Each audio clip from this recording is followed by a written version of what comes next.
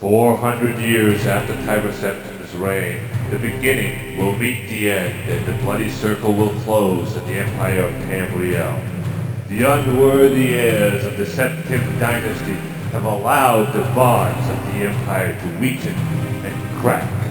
Uriel Septim the Seventh cannot repair what his ancestors ignored. The provinces fight among themselves like neglected children, drunk with rebellion, and one indomitable power hides itself, but not forever.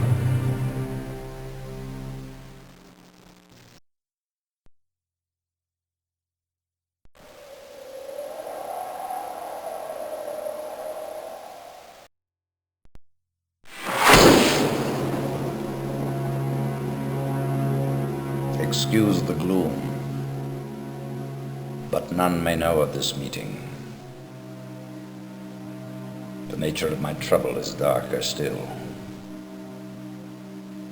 Over a year ago, King Lysandus of Daggerfall died honorably on the field of battle. He was as loyal a subject, ally, and friend as you are. I did grieve for him, but his spirit does not rest. With a spectral army, he haunts his former kingdom, crying for revenge.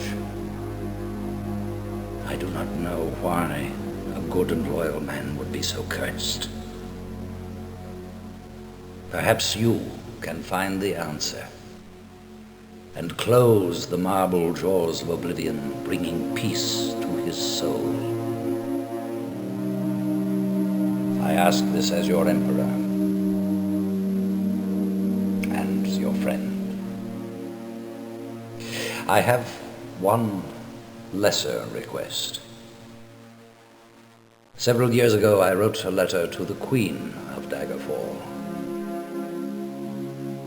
It never arrived. The letter was of a sentimental and personal nature. If you find and destroy that letter, I will be grateful.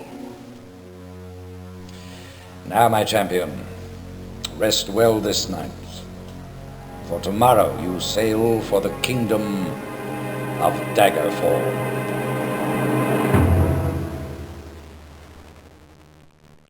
Your sleep is troubled by nightmares of a beautiful woman who will be murdered in a dark place.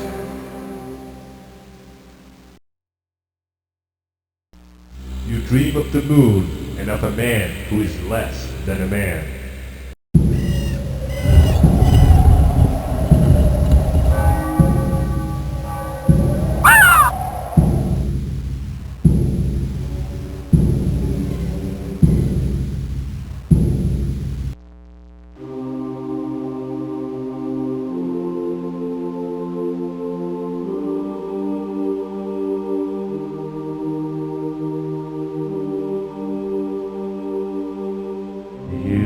Soothe my rage. I do not seek to be placated. I seek vengeance upon he who slew me. If you would truly lay my spirit to rest, be the instrument of my vengeance against Lord Woodborn of Wayrest.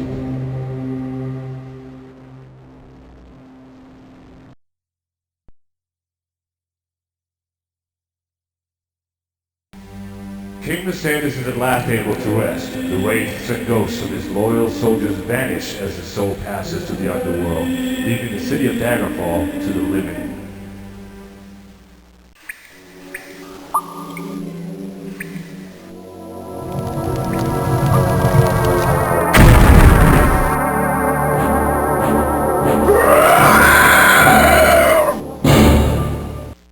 Great Numidium, its raw power tempered only by the blades, crushes all of the rebellious children of the Empire, destroying their armies.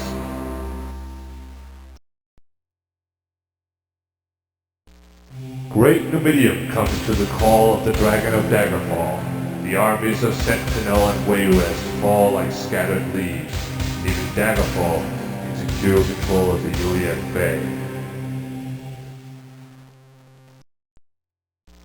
Under the command of Gorkwalk, Dominion destroys the other powers of the Iliad Bay, Daggerfall, Sentinel, and Wayrest. The new Orcish homeland is carved out in Osinium, and the Empire will never be able to dispute Gorkwalk's claim to Orcish equality.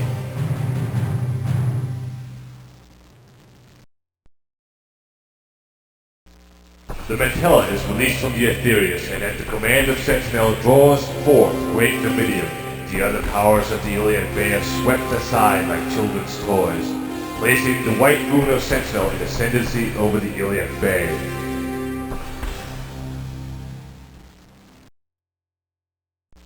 The Mantella is hurled from Aetherius, and although drawn to the empty chest of Great Dominion, the will of the King of Worms commands it to his side.